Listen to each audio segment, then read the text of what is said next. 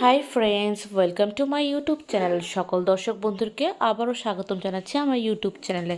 আর যারা নতুন বন্ধু তাদেরকে আমন্ত্রণ জানাচ্ছি চ্যানেলটি সাবস্ক্রাইব করে পাশে থাকার জন্য। Here I am requesting to my all of new viewers and friends whose are just now connected through this YouTube or cooking video. Please subscribe my YouTube channel and stay connected. And if you guys are enjoy my cooking video of any of parts, so please don't hesitate to give a like and share with your near and dear ones. আমার রান্না video যদি কোনো অংশে আপনাদের ভালো লেগে থাকে সেক্ষেত্রে বিনীত অনুরোধ জানাচ্ছি ভিডিওটি লাইক এবং শেয়ার করে বরাবরের মতো পাশে থাকার জন্য। তো বন্ধুরা, আজকের রেসিপিটি হচ্ছে খুবই চটজলদি এবং সহজ একটি নিরামিষ কারির রেসিপি বা নিরামিষ ভাজিয়ার রেসিপি, যেটা কিনা আমরা প্রায় সময় নিরামিষ দিনে আমরা এটা খুঁজে থাকি। তো আশা করি এই রেসিপিটা আপনাদের ভালো লাগবে এবং কেমন লাগলো অবশ্যই আমাদেরকে মন্তব্য সেকশন জানাবেন। So friends, today's we are presenting tempting and very easy and peasy, no onion, no garlic. It's a totally pure veg curry recipe. I hope this recipe will give you better insight. So আর কথা না বাড়িয়ে চলুন তাহলে শুরু করে নিই। Let's get started. তো প্রথমে আমি এই ভিডিও রান্না শুরু করার আগে আমি এখানে ইনগ্রিডিয়েন্টসগুলো দেখাবো। তো এখানে হচ্ছিল বেগুন, ফুলকপি, আলু, টমেটো আর কাঁচা লঙ্কা। তো আমরা এই 4-5 রকমের সবজি দিয়ে আজকে রেসিপিটি করছি। আপনারা চাইলে আপনাদের মন মতো করে সবজি দিতে পারবেন, তবে আলু এবং ফুলকপি হচ্ছিল মেন, অ্যান্ড বেগুন আর টমেটো হচ্ছিল সাইডস, আর হচ্ছিল কাঁচা লঙ্কা দিয়েছি। যেহেতু আমি বলেছি এখানে কোনো পেঁয়াজ রসুন হবে না, তো এখানে অবশ্যই কোনো পেঁয়াজ রসুন আমি দিচ্ছি না। তো আশা করি এই পেঁয়াজ রসুন ব্যতীত এই রেসিপিটি আপনাদের ভালো লাগবে। তো এখন চলে যাব আমরা মূল পর্বে, কীভাবে করে আমরা বাদবাকিগুলো করে নিচ্ছি। তো দেখে নিন। তো প্রথমে আমি এখানে কড়াই বসে নিয়েছি, কড়াইটাকে আমি ভালো করে গরম করে নিয়েছি এবং কড়াইটি ভালো করে গরম হয়ে আসলে আমি এখানে পরিমাণ মতো তেল দিয়ে দিচ্ছি।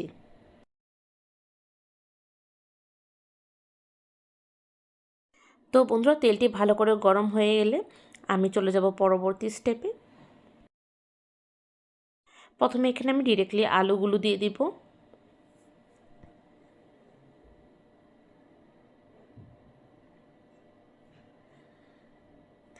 তো আলুগুলোকে আগে ভেজে নেব,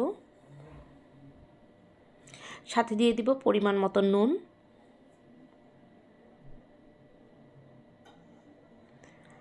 এবং হলুদের গুঁড়ো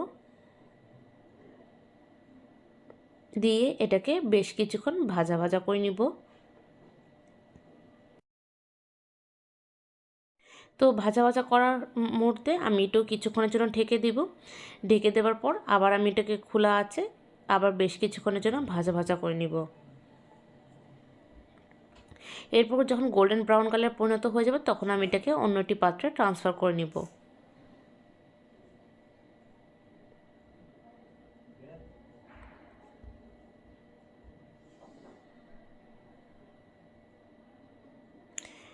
এরপরে আমি বেগুনগুলোকে দিয়ে দিব।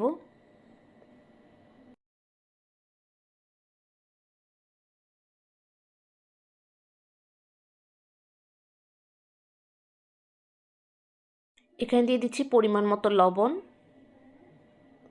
দিয়ে এটাকে বেশ খানিকক্ষণ ভাজা করব, 4-5 মিনিটের মতো। দিয়ে দেব পরিমাণ মতো হলুদ,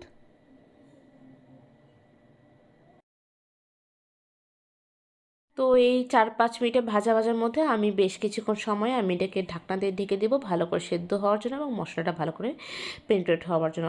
তারপর ঢাকনা ছাড়িয়ে পর আমি দেখে নিচ্ছি এখানে ভালো করে ভাজা হয়ে গিয়েছে এবং দেখতেই পাচ্ছেন এপিট ওপিট দুপিট একদম সুন্দর ব্রাউন কালার ভাজা হয়ে গেছে। এখন আমি এটাকে অন্য একটি পাত্রে স্থানান্তরিত করে নেব।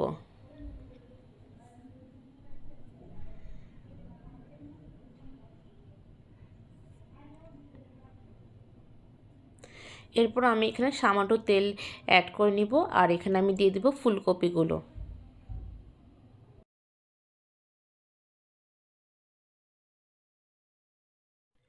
তো আলু বেগুনের মতো ফুলকপিগুলোকে আমি সেম পথ অবলম্বন করে আমি এটাকে ভাজা করে নিব।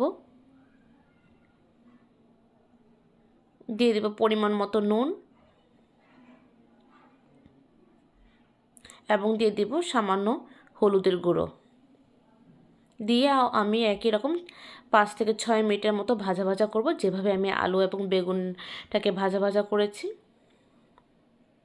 এবং এই 4-5 মিনিটের মতো আমি কিছুক্ষণের জন্য ঢেকে দেব এবং ঢাকনাটা উঠিয়ে আবারও আমি এপিট ওপিট করে ভাজা ভাজা হয়ে গেলে যখন দেখবো এটা বাদামি বর্ণের বা সোনালি বর্ণের রঙে পরিণত হয়ে গেছে তখন আমি এটাকে অন্য একটি পাত্রে ট্রান্সফার করে নিব। The way same I follow for brinjal and potatoes. তো এভাবে করে আমি তিনটি সবজি ভাজা ভাজা করে নিয়ে নিয়েছি। এখন আমি এখানে আবার একটু পরিমাণ মতো তেল ব্যবহার করে নিচ্ছি। এখানে আমি কিছু ফোড়ন ব্যবহার করব। তো এখানে আমি দিচ্ছি কালো জিরে এবং জিরে, এই দুটো উপকরণ দিয়ে আমি এটাকে ফোড়ন দিচ্ছি। তো কয়েক সেকেন্ড এভাবে করে ভাজা ভাজা করে নিব। এরপর আমি দিয়ে দেবো 1 টেবিল স্পুন আদা কুচি বা আপনারা দিতে পারেন আদা বাটা, দিয়ে বেশ কিছুক্ষণ সময় ধরে ভাজা করে নিব, মানে হচ্ছে হলো 5 থেকে 6 সেকেন্ড, এর থেকে বেশি ঊর্ধ্বে যাব না। দিয়ে দেব কাঁচা লঙ্কা কুচি। আপনারা দেখতে পাচ্ছেন আমি কীভাবে করে কাঁচা লঙ্কাগুলো কুচিগুলো কেটে নিয়েছি। তো এইভাবে করে আমি আরও 6 থেকে 7 সেকেন্ডের মতো আমি এটাকে ভাজা করলাম। দেন আমি দিয়ে দিচ্ছি এখানে টমেটো। তো টমেটোকে আমি ঠিক একই উপায়ে আমি ভাজা করছি। তার সাথে আমি দিয়ে দিচ্ছি পরিমাণ মতো নুন, দিয়ে আমি এটাকে ভাজা ভাজা করে নিচ্ছি এবং দিয়ে দিব সামান্য হলুদের গুঁড়ো। এভাবে করে হালকা ভাজা করে নিব 4 থেকে 5 মিনিটের পর।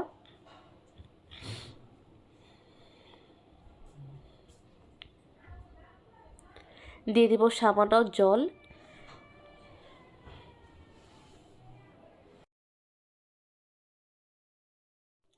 এরপর দিয়ে দিব ভাজা ফুলকপি এবং ভাজা বেগুন।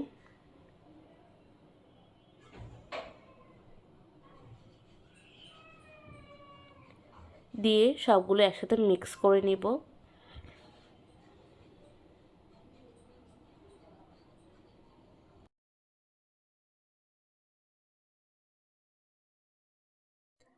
এরপর এইভাবে 4 থেকে 5 মিনিটের মতো আমি ভাজা ভাজা করে কুক করে নিব। আর এই পর্যায়ে দিয়ে দিব আমি একটি হোমমেড স্পাইসেস পাউডার, যেটা কিনা খুবই টেম্পটিং একটি মশলার গুঁড়া, যেটা কিনা আপনি ভাজা করে নেবেন। তো আমি এখানে দিয়ে দিচ্ছি ভাজা গরম মশলা, জিরা, ধনিয়া এবং মরির গুঁড়া। এগুলোকে আমি আগে প্রথমে চুলোতে আমি কড়াইতে ভালো করে রোস্ট করি, দেন হলো এটাকে আমি পাউডারে পরিণত করি।